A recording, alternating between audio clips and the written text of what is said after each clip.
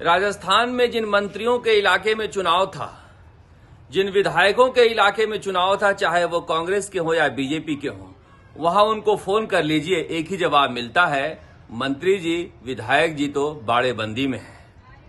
सोचिए जरा, कहां तो चुनाव को इसलिए बनाया गया था ताकि जनता की नुमाइंदगी हो, मगर चुनाव के बाद जिस तरह से बकरा मंडी सजने लगा है, निश्चित रूप से संविधान बनाने वाले हमारे पुरखे शर्मिंदा होंगे। यही हालात हैं 20 जिलों के 90 निकायों में, जहां पर नतीजे आए हैं, वहां पर सभी विधायक और मंत्री बाड़ेबंदी में लगे हुए हैं। खरीद फरोख्त का काम चल रहा है। अब जनता के भरोसे का क्या है? अब देखिए, जिस तरह से कांग्रेस और बीजेपी दोनों को राजस्थान में जनता ने खारिज किया है, इन्हें अब जनता पर भरोसा नहीं है, अपने तोड़ मोड़ और साजिशों पर भरोसा है। 24 में बीजेपी को स्पष्ट बहुमत मिला है, 19 में कांग्रेस को स्पष्ट बहुमत मिला है और 45 पर निर्दलीय काबिज हुए हैं।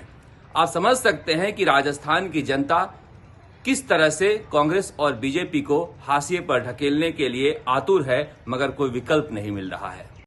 जिस तरह से निर्दलियों को जिताया गया है और वो निर्दलीय बकरा मंडी में खड़े हो गए हैं, निश्चित रूप से जनता के वोट का इससे ज्यादा बेइज्जती कोई और नहीं हो सकती। अगर राजस्थान सरकार के परफॉर्मेंस की बात करें तो राजस्थान के प्रभारी अजय माकन से लेकर मुख्यमंत्री अशोक गहलोत और प्रदेश अध्यक्ष गोविंद सिंह डोटासरा सभी गदगद हैं। कह रहे हैं 50 से 52 निकायों में बोर्ड बना लेंगे, लेकिन यह नहीं कर रहे हैं कि 90 में से 19 में ही स्पष्ट बहुमत क्यों मिला है। क्यों आखिर जनता कांग्रेस को बार बार खारिज कर रही है? जोड़ तोड़ से सरकार बना लेना, जोड़ तोड़ से बोर्ड पर काबिज हो लेना, ये कांग्रेस की रणनीति नहीं होनी चाहिए। गोविंद सिंह डोटासरा बात करते हुए कह रहे थे कि हमारे लक्ष्मणगढ़ में तो ये होना ही था, इसलिए हमने निर्दलियों को उतारा, क्योंकि वहां हमारा वोट बैंक नहीं है। कांग्रेस के नेता ऐसा क्यों सोचने लगे हैं कि उनका वोट बैंक फला जगह है, फला जगह नहीं है? राजस्थान सरकार के 6 मंत्रियों की प्रतिष्ठा दांव पर थी। स्वास्थ्य मंत्री रघु शर्मा जिस तरह से बीमार होने के बावजूद मेहनत किए हैं, यह दिखाता है कि केकड़ी और सरवाड़ जैसी जगहों पर जहां पर बीजेपी का प्रभुत्व था, मेहनत की बदौलत कांग्रेस वहां पर काबिज हो सकती है। इसके अलावा अशोक चांदना को देखें तो नैनवा में एक जीत दिला पाए हैं, बूंदी में निर्दलीय भरोसे हैं। जो मुख्यमंत्री अशोक गहलोत के संकट मोचक थे महेंद्र चौधरी, उनका परफॉर्मेंस फिर खराब रहा है। कहा जा सकता है कुचामन में उन्होंने जीत दिलाई है, मगर नागौर और नावा में निर्दलियों के भरोसे है।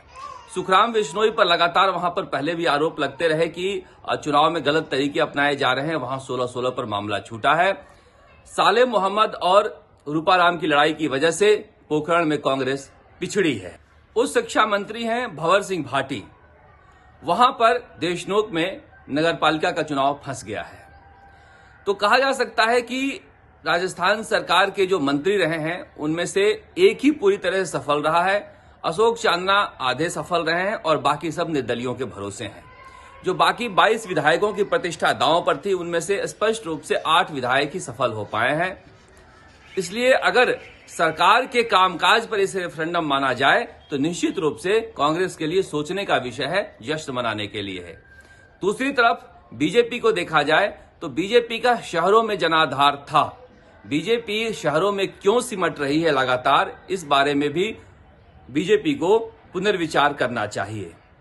ये सही है कि स्पष्ट बहुमत में 24 सीटें बीजेपी ने जीती है, कांग्रेस से ज्यादा है, और सत्ता में जो रहता है उसके निकाय चुनाव में नतीजे अच्छे आते हैं। लेकिन इसके बावजूद सतीश पूनिया के लिए आत्मविवेचना का विषय है ये कि क्या वसुंधरा राजे से अलग होकर बीजेपी कमजोर हो रही है? क्या वसुंधरा राजे के बिना राजस्थान में बीजेपी का जनाधार खिसक रहा है, या फिर जो बीजेपी के अंदर का घरेलू झगड़ा था उसकी वजह से यह सब कुछ हो रहा है? हालांकि राजनीति में मैं फिर कहूंगा, कभी भी 1 और 1 2 नहीं होता, कभी कभी 1 और 1 11 भी नहीं होता, क्योंकि राजनीति में पिछली बार देखा गया था कि झालरा पाटन में कांग्रेस का वोट बन गया था, मगर विधानसभा चुनाव में वसुंधरा राजे ने झालावाड़ में सुपड़ा साफ कर दिया। इसलिए राजसमंद की जीत पर बहुत सारे लोग खुश हैं कि वहां दिया कुमारी की जगह राजसमंद में कांग्रेस जीत गई।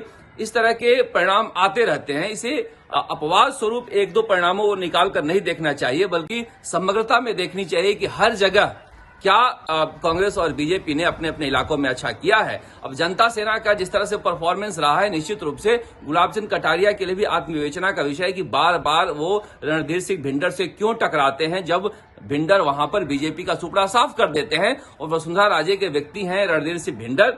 निश्चित रूप से बीजेपी आलाकमान भी देख रहा होगा कि वसुंधरा राजे के खास व्यक्ति ने किस तरह से वल्लभ नगर में बीजेपी का सुपड़ा साफ किया है। वहां तो उपचुनाव भी होने हैं, सहाड़ा में भी उपचुनाव होने हैं, वहां पर भी बीजेपी ने अच्छा प्रदर्शन किया है। बाकी दो जगह कहा जा रहा है कि सुजानगढ़ में और एक जगह और है, वहां पर जो प्रदर्शन किया है राजसमंद में, वहां पर बीजेपी ने अच्छा प्रदर्शन नहीं किया है, बल्कि कांग्रेस ने दलियों के भरोसे सरकार बना लेगी उस इलाके में। हालांकि राजसमंद में तो कांग्रेस स्पष्ट रूप से जीती है।